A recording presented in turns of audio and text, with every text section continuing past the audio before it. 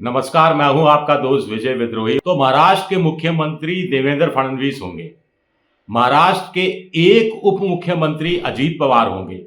लेकिन क्या महाराष्ट्र के दूसरे उप मुख्यमंत्री डिप्टी सीएम देवेंद्र एकनाथ शिंदे होंगे?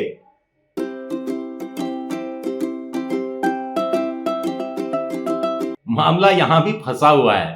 हालांकि एकनाथ शिंदे और देवेंद्र फडणवीस और अजीत पवार कह रहे हैं कोई कंफ्यूजन नहीं है, लेकिन कंफ्यूजन प्रेस कॉन्फ्रेंस में दिख गया जब एक पत्रकार ने एकनाथ शिंदे से पूछा कि क्या आप और अजीत पवार कल डिप्टी सीएम पद की शपथ लेंगे।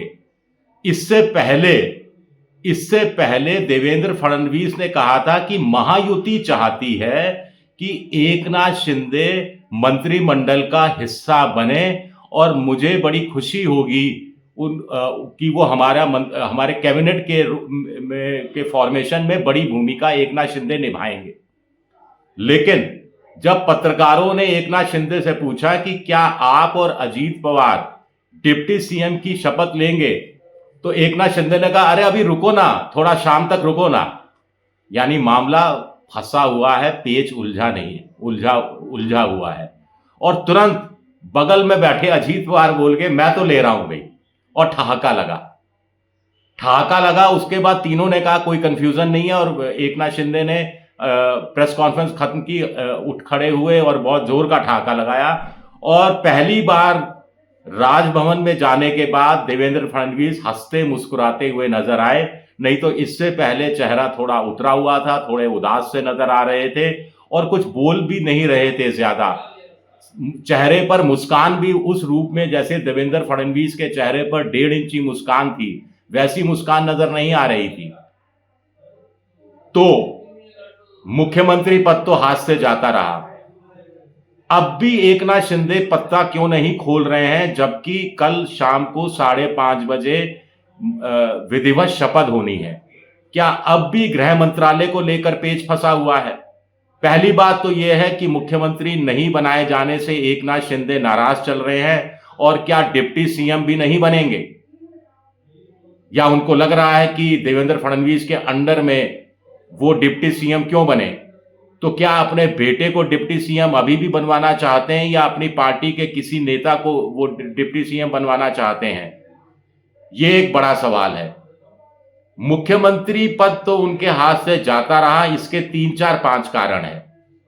इकबाल का एक शेर है कि जमहूरियत वो तर्जे हुकूमत है जिसमें, जमहूरियत यानी लोकतंत्र, डेमोक्रेसी, जमहूरियत वो तर्जे हुकूमत है जिसमें बंदे गिना करते हैं, बंदे तोला नहीं करते। तो बंदों की गिनती में एकनाथ शिंदे हार गए। कहां 132 और कहां 57, हारना ही था।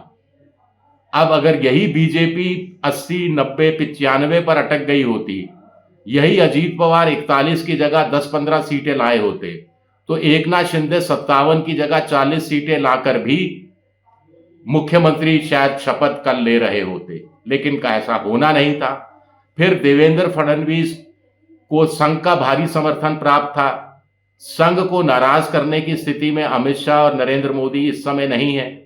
वैसे नरेंद्र मोदी कुछ सॉफ्ट कॉर्नर रखते हैं देवेंद्र फडणवीस के पक्ष में, अमित शाह नहीं रखते, वो कहानी अलग है, उस पर कभी विस्तार से बात करेंगे। तीसरी बात ये रही कि बीजेपी के नेताओं को कुछ लगा कि भाई उद्धव ठाकरे को की पार्टी क्यों तोड़ी गई थी। उद्धव ठाकरे बड़े हार्ड बार्गेनर हो गए थे। वो एक चुनौती थी बीजेपी के सामने कि बीजेपी महाराष्ट्र में अपने दम पर कभी भी सत्ता में नहीं आ सकती जब तक उद्धव ठाकरे जैसी चट्टान होगी। तो चट्टान तोड़ दी गई। चट्टान तोड़कर एकनाथ शिंदे नाम की चट्टान अब उद्धव ठाकरे जैसी चट्टान में बदलती जा रही है। तो ये तो कोई मकसद हल हुआ नहीं। इसीलिए भी एकनाथ शिंदे को निपटाना बहुत जरूरी था, और 132 सीटें लाकर भी अगर बीजेपी एकनाथ शिंदे के पर कतरने में या पर सिमटाने में कामयाब नहीं होती तो फिर धिक्कार है उनकी राजनीति को। तो बीजेपी को तो ये खेल खेलना ही था, और एकनाथ शिंदे इस खेल को आसानी से समझ भी रहे थे। एकनाथ शिंदे ने अंतिम समय में एक फॉर्मूला दिया कि साहब 6-8 महीने के लिए मुख्यमंत्री बना दो। देखिए साहब, टेम्पो बना हुआ है, अब ये बीएमसी का चुनाव होना है, 50,000 करोड़ का सालाना बजट होता है, उद्धव ठाकरे को वहां से भगाना है, 15-16 जगह नगर निगम नगर निकाय के चुनाव होने हैं, तो मैं मुख्यमंत्री बना रहूंगा तो जीतने में आसानी होगी, महायुति और मजबूत होगी। लेकिन बीजेपी के लोगों ने भी कच्ची गोलियां नहीं खेली थी। वो अच्छी तरह से समझते थे कि अगर टेम्पो अभी बना हुआ है और बीएमसी चुनाव जीतने के बाद तो टेम्पो और ज्यादा बन जाएगा, तब एकनाथ शिंदे को मुख्यमंत्री पद से हटाना लगभग असंभव हो जाएगा। और वैसे भी जो एक बार मुख्यमंत्री बन जाए, मुख्यमंत्री की कुर्सी का स्वाद लग जाए, वो आसानी से फिर कुर्सी को छोड़ता नहीं है। ये हमने जीतन राम मांझी के साथ भी देखा, ये चंपई सोरेन के साथ लेटेस्ट देखा है। इतने दुखी हुए कि झारखंड मुक्ति मोर्चा छोड़कर कांग्रेस में चले गए। खैर अब पछता रहे होंगे, वो कहानी अलग है। तो अब मतलब यह है कि एकनाथ शिंदे ने आज भी ये पत्ता क्यों नहीं खोला, इसको क्यों रहस्य बनाए रखा। मैं जब वीडियो बना रहा हूं शाम को, जो अभी टाइम हुआ है उस 4 बजे के आसपास, तब तक उन्होंने पत्ता क्यों नहीं खोला, क्यों नहीं कह दिया कि वो भी डिप्टी सीएम बन रहे हैं, तमाम चीजें कह रहे हैं, महायुति मजबूती से, प्रधानमंत्री की तारीफ, अजीत, लेकिन हाँ, देवेंद्र फडणवीस की तारीफ व्यक्तिगत तौर पर नहीं करते, वो महायुति की बात करते हैं, मोदी जी का नाम लेते हैं। लेकिन फडणवीस के बगल में बैठकर भी मुझे तो सुनाई नहीं दिया जब उन्होंने फडणवीस का नाम इस रूप में लिया हो। उन्होंने यही कहा कि सरकार अच्छा काम कर रही थी, लाडली बहना योजना का श्रेय तो वो अपनी जेब में डालते ही रहे हैं, लेकिन कहीं ना कहीं गले में फांस अटकी हुई है। ये मुख्यमंत्री नहीं बनाए जाने की फांस है, इस गम से तो वो उभर ही जाएंगे। लेकिन डिप्टी सीएम की शपथ लेंगे नहीं लेंगे, अगर नहीं ली तो बीजेपी के लिए बड़ी किरकिरी होगी। महायुति, छोटी पार्टियों को साथ लेकर चलना, गठबंधन सरकार का धर्म निभाना, इसको लेकर नए सिरे से एक तरह से बहस शुरू हो जाएगी।